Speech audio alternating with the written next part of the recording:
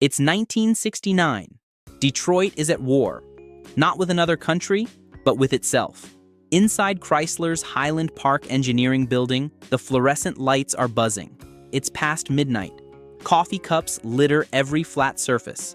A group of engineers is huddled around a dynamometer, staring at a sheet of numbers that doesn't make any sense. The numbers are climbing, higher, higher, and then finally stopping at a figure that was never supposed to be possible. Someone whispers a curse word, someone else just shakes his head. Because the engine on that dyno wasn't the legendary HEMI, it was the 440 Magnum. And what almost nobody knows is, for a brief moment in time, Chrysler's so-called budget big block came dangerously close to outpacing the most feared engine in American muscle car history. The engine that was never meant to be the star almost stole the crown. You think you know this story? Not like this. Because while the 426 HEMI was grabbing headlines with its race-bred hemispherical combustion chambers and NASCAR wins, another engine was quietly evolving behind the scenes. Simpler, cheaper, heavier, but brutally effective, and in some conditions, faster. To understand how this happened, you have to go back to the mid-1960s. Chrysler had already created its crown jewel, the 426 cubic inch HEMI, with its massive 4.25-inch bore and 3.75-inch stroke, was the most terrifying piece of engineering Detroit had ever produced. Those hemispherical combustion chambers weren't just a gimmick. They allowed for larger valves positioned at optimal angles, better airflow, more complete combustion, the kind of efficiency that turned raw displacement into devastating power. Running a sky-high 10.25.1 compression ratio in street trim, the HEMI was officially rated at 425 horsepower and 490 lb-ft of torque. It was dominating NHRA drag strips, winning NASCAR superspeedways, making grown men weep at traffic lights. The HEMI was a god. But there was a problem. Actually, several. The HEMI was expensive. Around $900 extra on a new car. That's not pocket change in 1966. That's serious money. For some buyers, that option cost more than their down payment. Insurance companies hated it. They'd seen the accident reports. They knew what these engines could do. Premiums for HEMI-powered vehicles were astronomical. Some companies flat out refused to write policies. Mechanics didn't understand it. The dual quad carburetors were finicky. The valve adjustment procedures were complicated.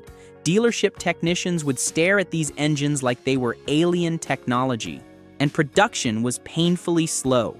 The HEMI required specialized assembly, hand-fitting in some cases. Quality control was obsessive because failure wasn't an option. In 1966, fewer than 2,000 street HEMIs were built. Most people couldn't afford one. Most people couldn't insure one. Most people couldn't maintain one. So Chrysler needed something else, something cheaper to build, easier to maintain, but still capable of humiliating Mustangs and Camaros at a stoplight.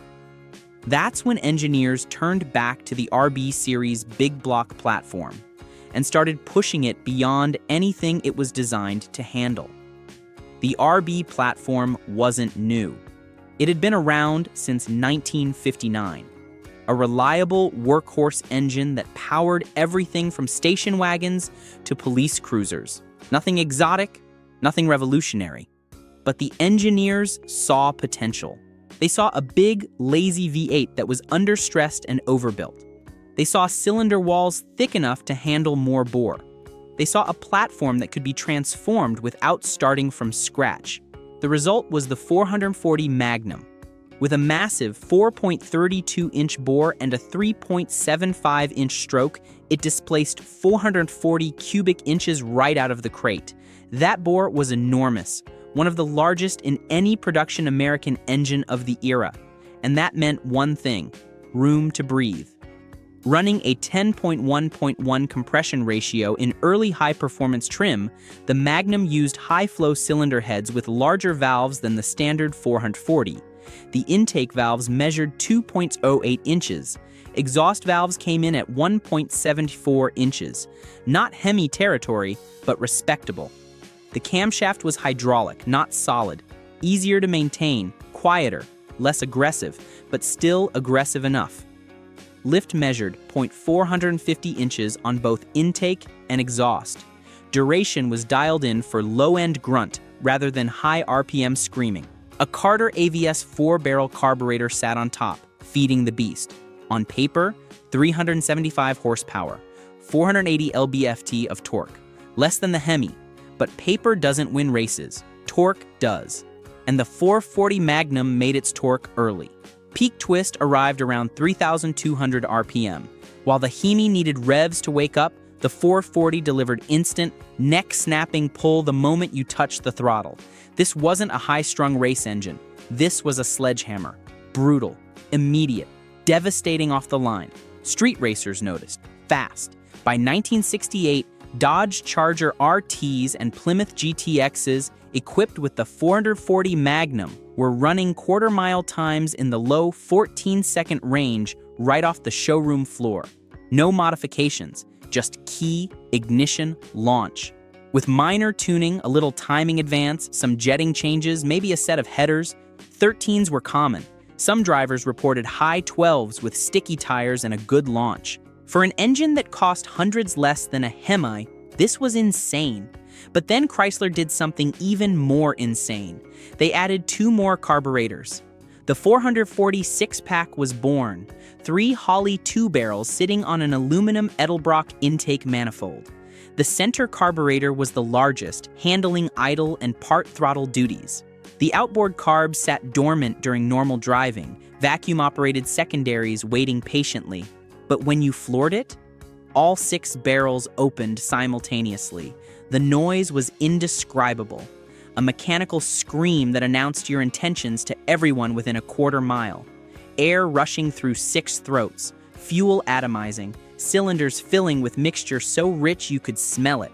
Horsepower jumped to 390. Torque climbed to a monstrous 490 lb-ft, the same as the HEMI. Let that sink in. Chrysler's budget big block was now matching the most legendary engine in American history for peak torque output, at a fraction of the cost, with simpler maintenance, with easier parts availability. The HEMI's throne was wobbling, but there was a problem. At higher RPM, the 440 started dying. The engine that was so devastating off the line began to suffocate as speeds climbed. Oil pressure would drop past 5,500 RPM. Bearings showed signs of heat stress after extended high-speed runs.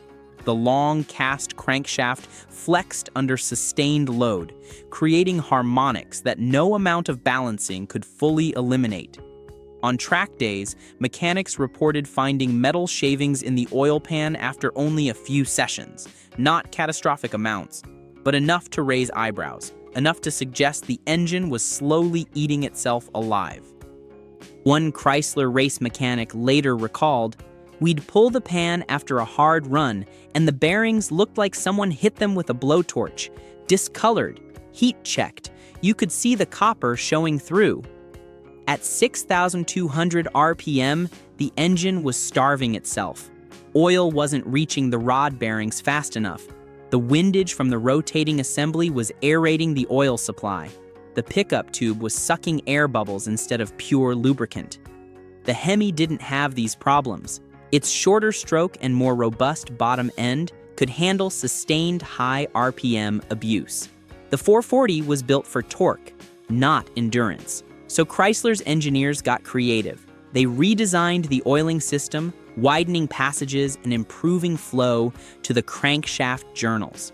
They installed windage trays, sheet metal baffles that separated the spinning crankshaft from the oil sloshing in the pan below.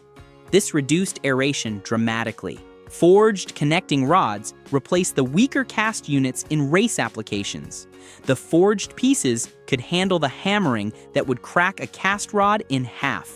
And the cam profile was adjusted. Slightly less overlap, better vacuum signal for the carburetors, maintained power without pushing the valve train into instability at high RPM. Suddenly, The 440 could breathe at higher revs. And that changed everything. At local drag strips across America in 1969, properly tuned 440 six-pack cars were running 13.5-second quarter miles at over 105 mm. Some dipped into the high 12s with slicks and headers. A few outliers cracked into the low 12s with more aggressive preparation. That put them dangerously close to HEMI territory, and in some cases, ahead. The whispers started spreading through the racing community. Stories of 440 cars walking away from HEMIs. Tales of bracket racers choosing the big bore wedge over the hemispherical legend. You can probably guess what happened next. At the 1969 NHRA Winter Nationals, several superstock racers chose the 440 over the HEMI. Not because it was stronger, but because it was lighter and easier to dial in. Less finicky, more predictable. The wedge head design didn't require the constant adjustment that HEMI valve trains demanded. One team reportedly shaved nearly 70 pounds off the front end by ditching the HEMI's massive heads and complex valve train. 70 pounds doesn't sound like much, but in drag racing, every pound matters. Weight equals time. Time equals trophies. Meanwhile, on the street, the difference was even more dramatic. A 440-powered Roadrunner cost hundreds less than a HEMI version. You could buy the car, make your payments, fill it with gas, and still have money left over at the end of the month. Insurance premiums were lower because the 440 wasn't flagged as an exotic race engine. Insurance adjusters didn't fear it the way they feared the HEMI, and maintenance was simpler. Any competent mechanic could work on a 440. The parts were available at any Chrysler dealer. No special tools required, no arcane adjustment procedures. Hot Rod Magazine famously tested a 446-pack Roadrunner and reported 0 to 60 in 5.5 seconds, only a tenth slower than a HEMI car, for half the price. But then the real nightmare started. Chrysler's marketing department realized something dangerous. If the public discovered that the cheaper 440 was nearly as fast as the legendary HEMI, it could kill the brand's Halo engine overnight. Why would anyone pay $900 extra for a HEMI when the 446-pack delivered 95% of the performance for a fraction of the cost? The HEMI was more than an engine. It was a symbol, a flagship, a statement of engineering dominance. If the 440 dethroned it in the public mind, decades of racing heritage would be undermined. So horsepower ratings started getting vague. The 440 stayed officially rated at 375 or 390 horsepower depending on configuration. Conservative numbers that kept the HEMI safely ahead on spec sheets. But internal dyno tests told a different story. Race-prepped 446-pack engines with open headers were making well over 430 horsepower. Some touched 450 with aggressive camshafts and port work, numbers that would have embarrassed the official HEMI ratings. And torque, still hovering around 500 lb-ft in race trim. Enough to snap drive shafts like twigs, enough to shred transmissions if you weren't careful with your launches, enough to make the HEMI very, very nervous. But the window was closing. By 1970, emissions regulations were tightening. The federal government was coming for high-compression engines. Leaded fuel was becoming a target. The writing was on the wall. Compression ratios had to drop. The 440 Magnum's once proud 10.1.1 compression fell to 9.7, then lower still in subsequent years. With each reduction, power dipped. The engine that had once threatened the HEMI was being strangled by regulation. Power fell below 370 horsepower, then lower. Insurance companies began charging outrageous premiums for any muscle car, regardless of engine. Young buyers couldn't afford the coverage. Sales began to slip. And then came the Clean Air Act of 1970. High-compression big blocks were suddenly public enemy number one. Catalytic converters were mandated. Lead was on its way out. The entire foundation of muscle car performance was being dismantled by legislation. Production numbers told the story. Tens of thousands of 440 Magnums left the factory between 1967 and 1971. It was the engine of the people, the engine that actually moved metal off dealer lots. Meanwhile, fewer than 11,000 street HEMIs were ever built from 1966 to 1971. Rare, expensive, untouchable. The HEMI remained the legend, but the 440 was the weapon people actually used. By 1972, net horsepower ratings replaced gross figures. The 440's advertised output dropped to just over 280 horsepower in some applications. The same engine that had terrorized drag strips now looked anemic on paper. The magic was gone. Production of high-performance 440 variants faded out by the mid-1970s.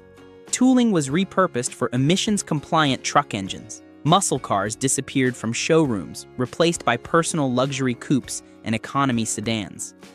The war was over, but the myth never died. Because decades later, something interesting started happening.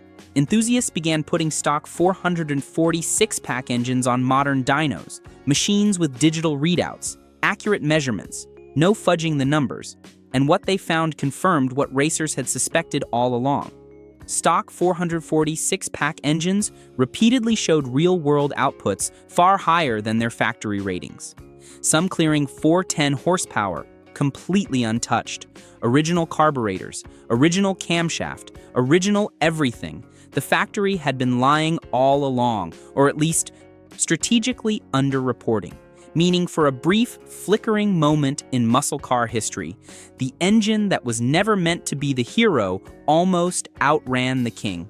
The Chrysler 440 Magnum didn't have hemispherical heads. It didn't dominate NASCAR the way the HEMI did.